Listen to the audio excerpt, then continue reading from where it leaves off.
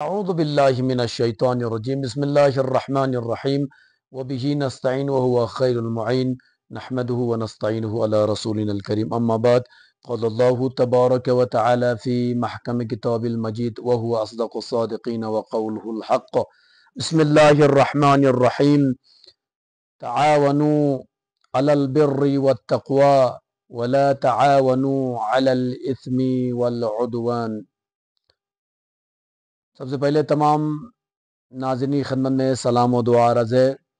جس آیہ مبارکہ کو ہم نے سرنامہ کلام قرار دیا ہے، پاک پروردگار اس سورہ مائدہ آیت نمبر 2 میں ارشاد فرماتا ہے، اس کا آیت کا ایک جملہ ہے، فرماتا ہے تعاونوا علی البر والتقوی ولا تعاونوا علی الاثم والعدوان۔ پاک پروردگار ارشاد فرماتا ہے نیکی اور تقوی میں ایک دوسرے کی مدد کرو، نیکی اور تقوی میں ایک دوسرے کی مدد کرو اور دوسروں کی مدد کرو، اور گناہ اور زیادتیوں میں ایک دوسرے کا تعاون نہ کرو۔ یعنی نیکی اور تقوی میں ایک دوسرے کی مدد کرنے کا حکم ملا ہے، اور گناہوں میں اور زیادتیوں میں تعاون نہ کرنے کا حکم ملا ہے۔ لہٰذا یقیناً میں جو ہماری ویڈیو کو دیکھ رہے ہیں تمام ناظرین سے کہنا چاہوں گا، جس طریقے سے آنے والے دنوں میں 8 اپریل کو جمعیت العلماء اثنا عشریہ کرگل کی جانب سے جو ایک بہترین اسٹیپ، ایک بہترین قدم اٹھایا گیا ہے شجر کاری کے نام سے، کہ تقریباً پورے کرگل میں 8 اپریل کو جمعیت العلماء کی طرف سے 1 لاکھ سے اوپر درخت لگائے جا رہے ہیں، جس میں ایک بہترین قدم میں کہوں گا، یہ ایک جمعیت العلماء کا بہترین قدم ہے، اور اس بہترین قدم میں آپ سے اپیل کروں گا کہ انشاءاللہ آپ بھی تعاون کریے گا اور اس میں شامل ہو جائیے۔ شجر کاری کی کتنی ضرورت ہے، پیڑ پودوں کی کتنی ضرورت ہے، میں آپ کو انشاءاللہ حدیث کی روشنی میں بتاؤں گا اور سائنسی فوائد کے اعتبار سے بتاؤں گا، حدیث اور سائنس کیا کہتا ہے۔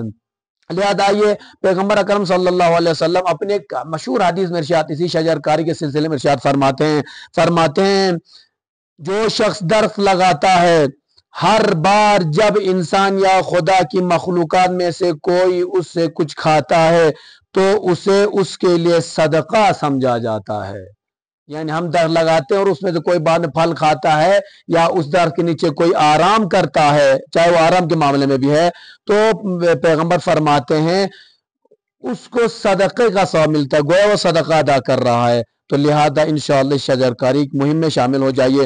ایک اور مقام پر میں چند حدیث آپ کی خدمت میں بیان کرنا چاہوں گا، پھر سمجھ میں آ جائے کہ شجر کاری کی ہمارے لیے کتنی ضرورت ہے۔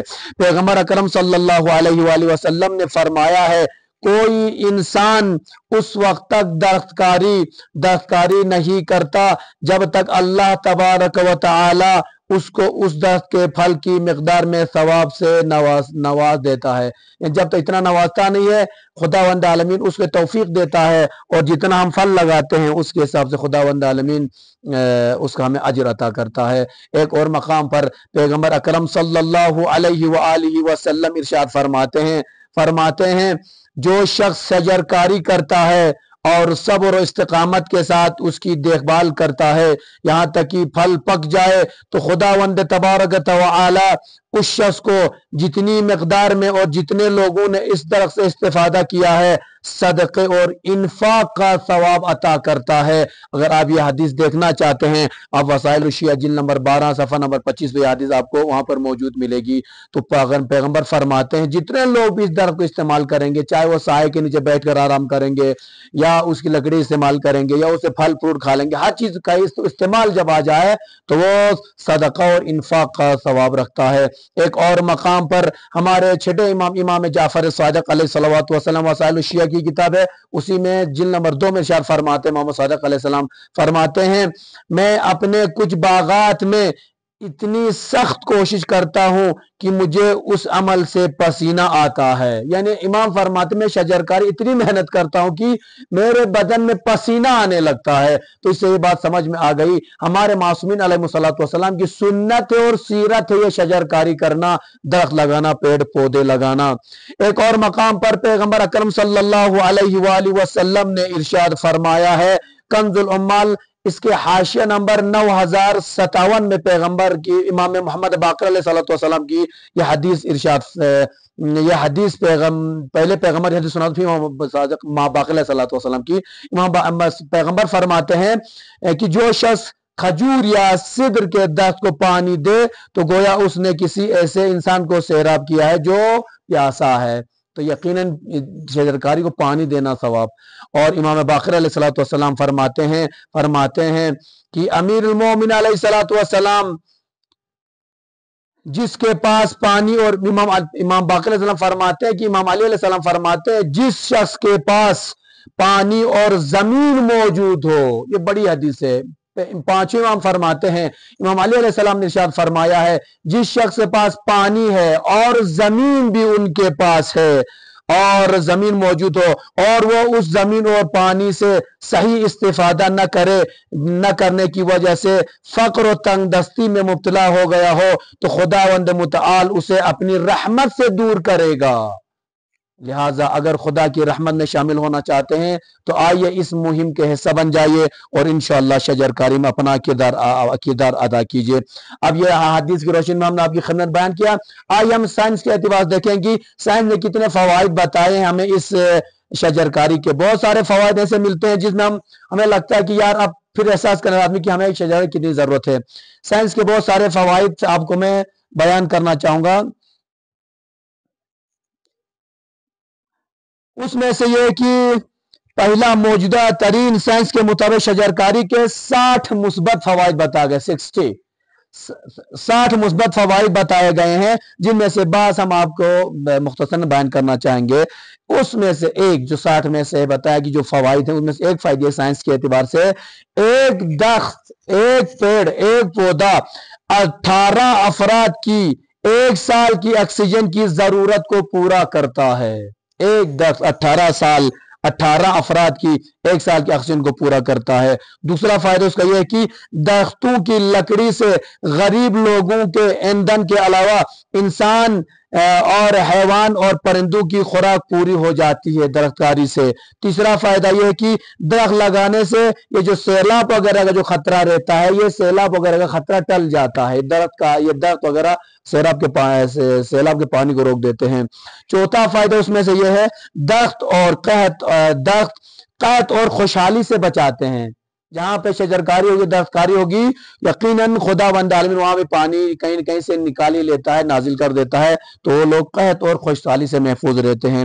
پانچواں فائدہ سائنس کے اعتبار سے، درخت بادلوں کی تشکیل کا باعث بنتے ہیں.